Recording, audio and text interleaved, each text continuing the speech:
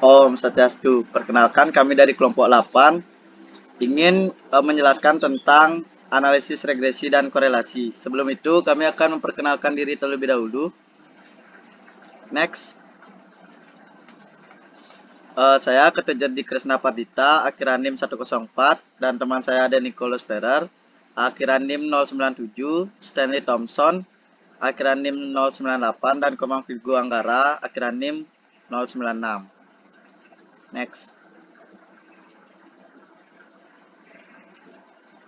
Di sini materi yang kami akan jelaskan yaitu yang pertama pengertian, regresi linear sederhana, pendekatan analisis varian, simpangan baku, selang kepercayaan, dan uji hipotesis. Ya, berikutnya simpangan baku untuk Y, korelasi, hubungan regresi dan korelasi, dan terakhir regresi linear. Next. Di sini saya sendiri akan menjelaskan pengertian dasar dari analisis regresi dan korelasi.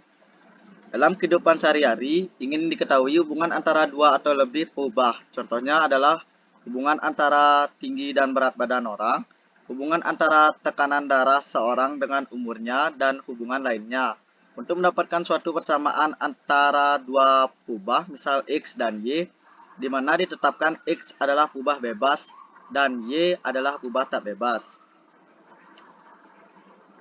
Mula-mula harus didapatkan N peubah adalah X1, Y1, dan Xn, Yn. Maka semua titik-titik hasil pengukuran tersebut dapat digambarkan pada sistem koordinat tegak lurus, sehingga didapatkan suatu diagram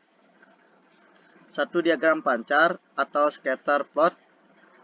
Hasil diagram ini menunjukkan hubungan secara kasar antara dua peubah tersebut.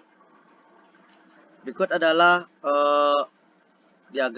contoh diagram hubungan linear, hubungan non-linear, dan tidak ada hubungan. Next. Berikutnya ada regresi. Regresi adalah salah satu metode untuk membuat suatu persamaan garis kupas secara matematis yang paling mewakili hubungan antara X dan Y, di mana persamaan garis ini disebut persamaan regresi.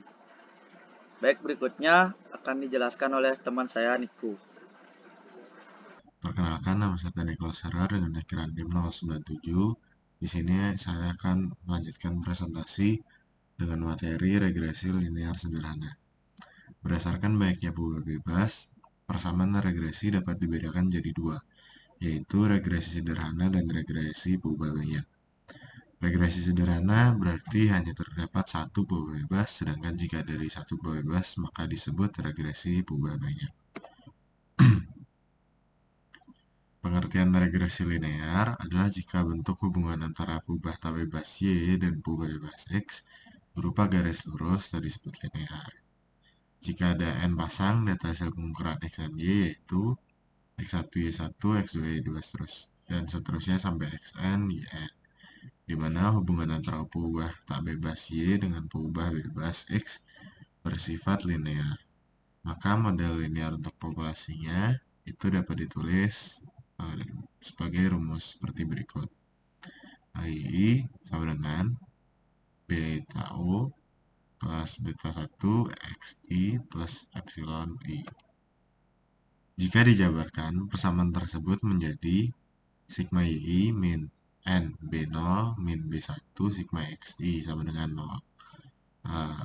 Jadinya sigma XI YI min B0 sigma XI min B1 sigma X kuadrat I sama dengan 0, atau dapat juga ditulis B0N tambah B1 sigma XI sama dengan sigma YI. B0 sigma XI tambah B1 sigma X kuadrat I sama dengan sigma XI YI. Persamaan ini disebut persamaan normal. Dari persamaan normal akan dapatkan nilai-nilai B0 dan B1, yaitu sigma XI YI min sigma XI kali sigma YI per N per sigma X kuadrat I min dalam kurung sigma XI kuadrat per N.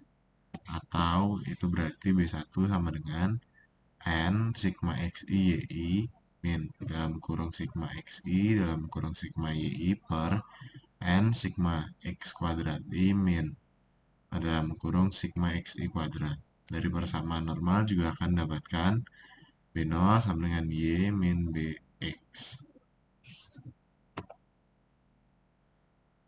Kualitas dari persamaan regresi linear yang diperoleh perlu diuji. Apakah persamaan regresi tersebut berarti atau tidak? Berdasarkan kenyataan bahwa setiap pengamatan punya variasi total atau sigma I sama dengan 1 sampai N dalam kurung YI min average Y kuadrat yang dikenal sebagai jumlah kuadrat total yang timbul dikarenakan variabilitas dari dua sumber variasi yang dapat diterangkan explained dan yang tidak dapat diterangkan unexplained. Variabilitas yang dapat diterangkan adalah variasi dari regresinya, yaitu besarnya adalah sigma I sama dengan 1 sampai N dalam kurung YI min average Y kuadrat, dikenal sebagai jumlah kuadrat regresi. Sedangkan variabilitas yang tidak dapat diterangkan adalah variabilitas dari variasi kesalahan, yaitu sigma I sama dengan 1 sampai N dalam kurung YI min Y aksen I kuadrat didefinisikan sebagai jumlah kuadrat kesalahan.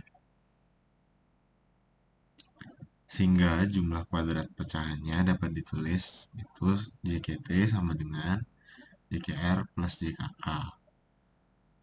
Dengan derajat bebas N min 1 itu sama dengan 1 plus dalam kurung N min 2. Jika sumber variasi tersebut disusun dalam tabel analisis varian, maka akan tampak jelas sumber-sumber variasinya, baik dari regresi maupun kesalahan sehingga memudahkan pengujian.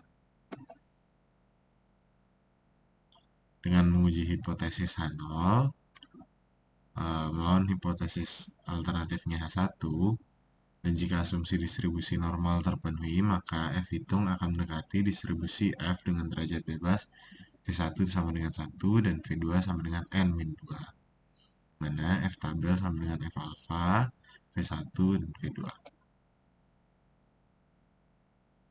Pendekatan analisis varian. Bentuk tabel analisis varian adalah sebagai berikut. Apabila F hitung lebih besar daripada F tabel, maka tolak H0. Berarti dapat dikatakan bahwa B1 secara statistik mempunyai arti atau model persamaan regresi secara statistik itu berarti. Sedangkan apabila F hitung lebih kecil daripada F tabel, maka H0 diterima. Berarti dapat dikatakan secara statistik beta 1 tidak mempunyai arti dalam model atau dengan perkataan lain bahwa ubah X tidak memberikan sumbangan yang berarti terhadap perubahan nilai-nilai Y. Simpangan Bakua 1, selang kepercayaan dan uji hipotesis untuk beta 1. Untuk mencari varian dari B1 digunakan rumus sebagai berikut. Dan untuk mencari simpangan baku dari B1 itu adalah akar dari varian. Besarnya sigma dapat diduga dari besarnya S, sehingga penduga simpangan baku B1 adalah S per akar sigma dalam kurung XI min average X kuadrat. Jika asumsi distribusi normal dipenuhi, maka selang kepercayaan sebesar 1 min alpha sebagai 100% untuk beta 1 adalah B1 plus minus Tn min 2 itu 1 min alpha per 2. Dengan demikian untuk menguji B1,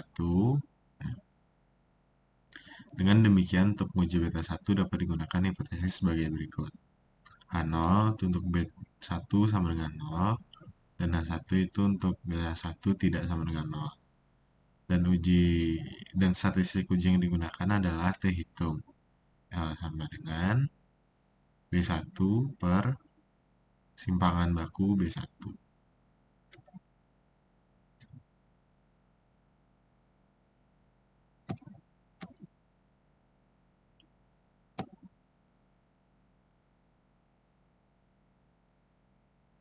Jika distribusi normal terpenuhi dan T hitung itu lebih besar dari T tabel, yaitu distribusi T dengan derajat bebas N-2 alfa per 2, maka tolak H0. Sebaliknya jika T hitung itu lebih kecil atau sama dengan T tabel, maka terima H0. Presentasi akan dilanjutkan oleh teman saya.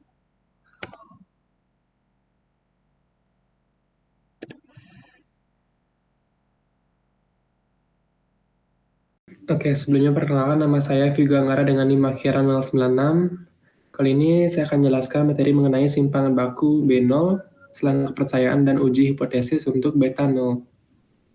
Dengan rumus varian B0 sama dengan sigma X kuadrat I per N sigma dalam kurung XI min X rata-rata kurung kuadrat dikali dengan tau kuadrat. Sedangkan simpangan baku B0 merupakan akar dari varian di atas, sehingga dapatkan rumus simpangan baku B0 sama dengan akar varian dalam kurung B0. Dengan data besarnya atau dapat diduga dari besarnya S, selang kepercayaan sebesar 1 min alfa dikali 100% untuk beta 0 adalah B0 plus minus Tn min 2, dalam kurung 1 min alfa per 2, tutup kurung simpangan baku B0.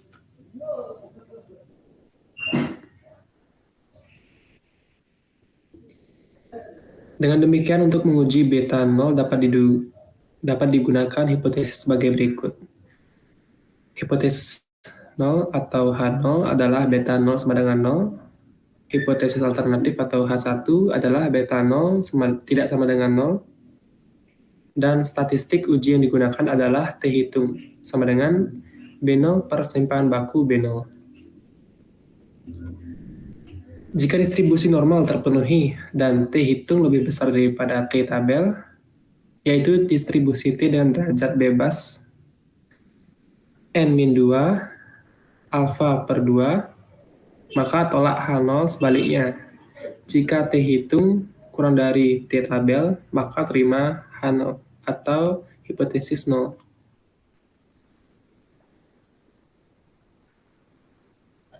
Simpangan baku untuk I aksen. Varian I aksen K sama dengan tau kuadrat dalam kurung 1 per N plus dalam kurung XK min X rata-rata tutup kurung kuadrat per sigma dalam kurung XI min X rata-rata tutup kurung kuadrat dalam kurung ke bawah. Nilai tau kuadrat diduga oleh S kuadrat sehingga nilai standar deviasi dapat dicari dengan menggunakan rumus sebagai berikut. Simpangan baku Y aksen K sama dengan S dalam kurung 1 dalam kurung 1 per N plus dalam kurung XK min X rata-rata tutup kurung kuadrat per sigma dalam kurung XI min X rata-rata tutup kurung kuadrat dalam kurung pangkat setengah.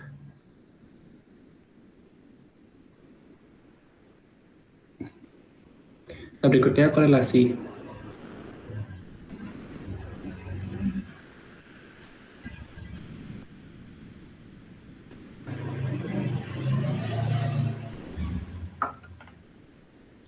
Korelasi merupakan pengukur kuatnya tingkat hubungan linier antara dua peubah. Jika X dan Y merupakan dua peubah, maka besarnya koefisien korelasi antara X dan Y dilambangkan dengan ρ. Dan rumusnya adalah XY sama dengan kovarian dalam kurung X, Y tutup kurung per akar varian X dikali dengan varian Y. Besarnya dapat dicari melalui penduganya yang diperoleh dari N sampel. X1, Y1, X2, Y2, Xn, Yn dengan rumus R sama dengan sigma dalam kurung X min X rata-rata tutup kurung dikali dengan dalam kurung Y min Y rata-rata per akar dalam kurung sigma dalam kurung X min X rata-rata tutup kurung kuadrat dikali dengan dalam kurung sigma dalam kurung Y min Y rata-rata tutup kurung kuadrat.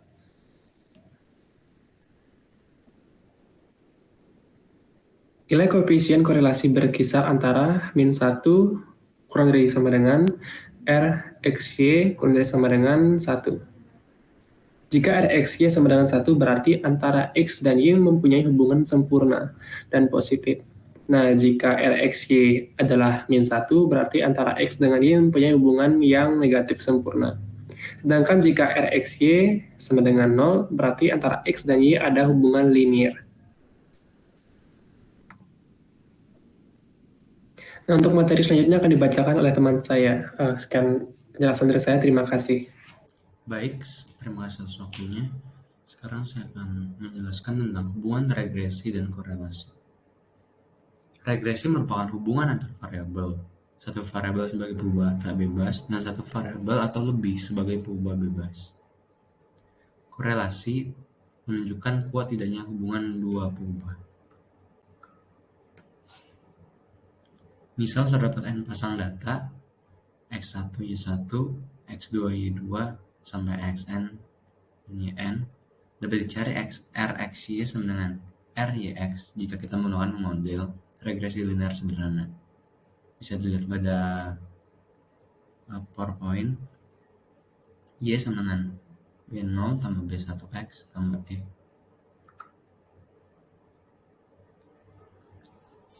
Regresi linear berubah banyak. Ini merupakan pengembangan dari regresi linear sederhana yang bertujuan untuk menyelidiki hubungan antara satu perubahan tak bebas dan beberapa perubahan bebas secara serentak atau secara bersama-sama.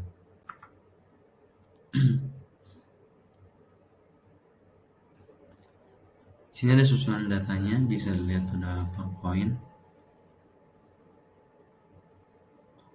Dengan beberapa perubahan bebas, susunan datanya akan tampak seperti data di gambar berikut. Lalu untuk persamaan regresinya sama dengan Y sama dengan B0 kurang B1x1 tambah B2x2 tambah dan seterusnya sampai BK tambah XK. Lalu bentuk hipotesisnya H0 itu B1 sama dengan B2 sampai Bn. H1 yaitu paling sedikit ada 1, Bj tidak sama dengan 0, J sama dengan 1, 2, dan seterusnya. Jika asumsi benar dan H0 benar, maka F dihitung akan mendekati distribusi F tabel dengan derajat bebas V1 sama dengan K dan V2 sama dengan N min K min 1. F hitung kurang dari F tabel, H0 diterima dan tidak ada satupun perubahan X yang memberikan dampak terhadap model. Jika F hitung lebih besar daripada F tabel, H0 ditolak dan ada paling sedikit satu nilai Bj yang memberikan dampak terhadap model yang signifikan. Dan F1 dan F2 ini digunakan untuk cari data pada tabel F. Lalu jika H0 ditolak, maka dilakukan pengujian masing-masing Bj untuk mengetahui mana yang paling signifikan. Bisa dilihat juga pada presentasi.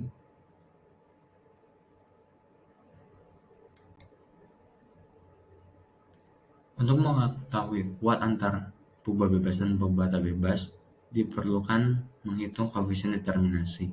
Rumusnya ada pada PowerPoint, itu R kuadrat sama dengan JKR per JKT atau 1 min JKK per JKT. Nilai R2 terletak antara 0 dan 1. Makin besar nilainya, makin tepat atau cocok dengan garis regresi. Yang dimana JKR adalah jumlah kuadrat rata, JKT jumlah kuadrat total, dan JKK adalah jumlah kuadrat kesalahan.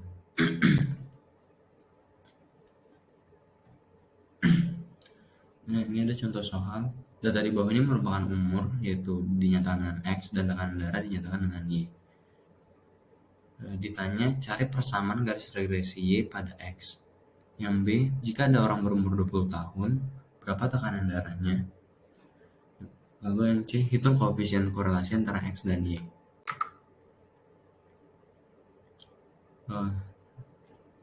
Lalu dibuat tabel seperti ini, tabel datanya. Jadi ada data X dan Y yang sudah diketahui pada soal, ditambah dengan tabel XY, itu X dikali Y, X kuadrat, dan Y kuadrat. Lalu dicari rata-ratanya dari X, data X dan Y. Lalu dicari nilai B menggunakan rumus N dikali sigma XY dikurang sigma X dikali sigma Y per N dikali sigma X kuadrat min sigma X yang dikuadratkan. Untuk datanya N berjumlah 12 data. Lalu sigma XY itu 90.020 dikurang 628 dikali 1687 per 12 dikali 394.384 dikurang 628 kuadrat. Didapat hasil B-nya itu 1118. Lalu untuk mencari A-nya, gunakan Y rata-rata dikurang B dikali X rata-rata. Dan didapat nanti hasil A-nya 82.074. Lalu untuk persamaan regresinya yaitu Y sama dengan A ditambah BX. Untuk data A, B-nya sudah didapat tadi pada slide sebelumnya. Itu Y sama dengan 82.074 ditambah 1118X. Dan pertanyaan yang B, jika orang berumur 20 tahun, berapa taksiran tekanan darahnya? Kita tinggal masukkan nilai X sebesar 20 pada persamaan regresinya. Jadi dapat nilai Y-nya itu 104.434. Jadi orang yang berumur 20 tahun, taksiran tekanan darahnya sebesar 104.434. Lalu untuk koefisien korelasi X dan Y dicari menggunakan rumus R sama dengan N dikali sigma XY dikurang sigma X dikali sigma Y per akar dari N dikali sigma X kuadrat dikurang sigma X yang dikuadratkan dikali N dikali sigma Y kuadrat dikurang sigma Y yang dikuadratkan. Lalu didapat hasil R sebesar 0,896. Untuk contoh soal yang kedua, seorang manajer pemasaran deterjen merek Rinso ingin mengetahui apakah promosi dan harga berpengaruh terhadap keputusan konsumen membeli produk tersebut. Hipotesisnya H0 itu B1 sama dengan B2 sama dengan 0. Promosi dan harga tidak berpengaruh signifikan terhadap keputusan konsumen membeli deterjen merek Rinso. Untuk H-nya B1 sama dengan B2 tidak sama dengan 0. Promosi dan harga berpengaruh signifikan terhadap keputusan konsumen membeli deterjen merek Rinso. Lalu dibuat tabel datanya seperti ini. Itu ada X1, X2 karena ada dua variabel perubahannya di sini. Untuk kebutuhan konsumen itu Y, ada X1 dikali 1, X2 dikali Y. X1 dikali X2, X1 kuadrat, X2 kuadrat. Menggunakan rumus di sini.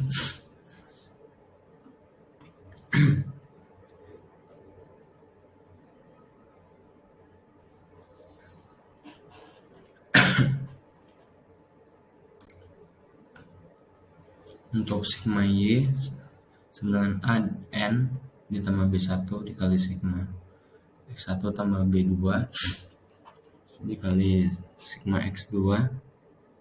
Jadi didapat pada PowerPoint di slide sebelumnya.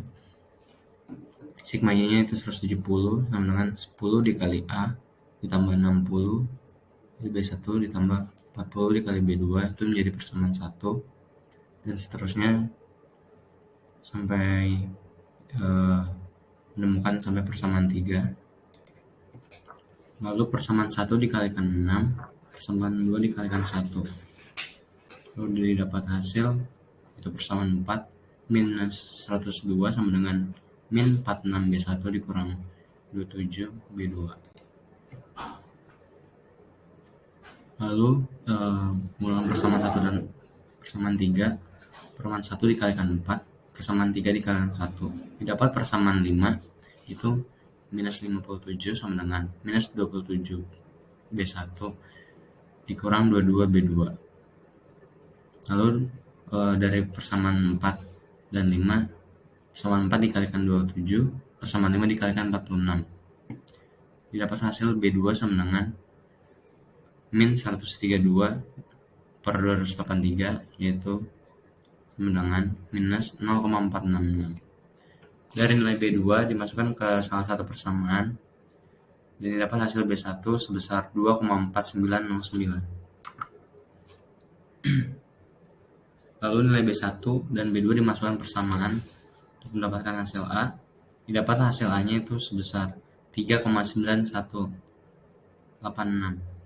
Jadi A-nya itu sebesar 3,9186, B1-nya 2,4909, dan B2 dengan minus 0,466. Lalu dimasukkan ke persamaan regresi, Y sama dengan 3,9186 ditambah 2,4909 X1 dikurang 0,466 X2. Lalu untuk pengujian hipotesisnya, koefisien korelasi berganda atau R sama dengan B1 dikali sigma X1 dikali Y ditambah B2 dikali sigma X2 dikali Y per sigma Y kuadrat. Didapat hasil 0,775252,308. Lalu koefisien determinasinya atau R kuadrat sama dengan 0,6. Lalu untuk F hitungnya menggunakan rumus R kuadrat dikali buka kurung N min K min 1 tutup kurung per K dikali ke kurung 1 min R kuadrat tutup kurung. Jadi dapat hasil 5,25 untuk F hitungnya. Lalu untuk ininya F tabelnya, untuk F1 nya tadi sebesar K yaitu 2, V2 nya itu 7. Lalu dari tabel F didapat nilai F tabelnya itu 4,74. Jadi untuk hipotesisnya H0 nya B1 sama dengan B2 sama dengan 0. Variabel promosi dan harga tidak berpengaruh signifikan terhadap keputusan konsumen membeli deterjen merek Rinso. Mohon maaf di sini ada salah. Dan H-nya B1 tidak sama dengan B2, tidak sama dengan 0.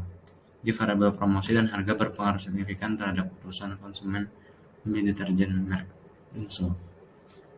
Sesuai kriterianya tadi F hitung kurang dari sama dengan F tabel, maka H0 diterima. Jika F hitung lebih besar daripada F tabel, maka H0 ditolak dan H diterima.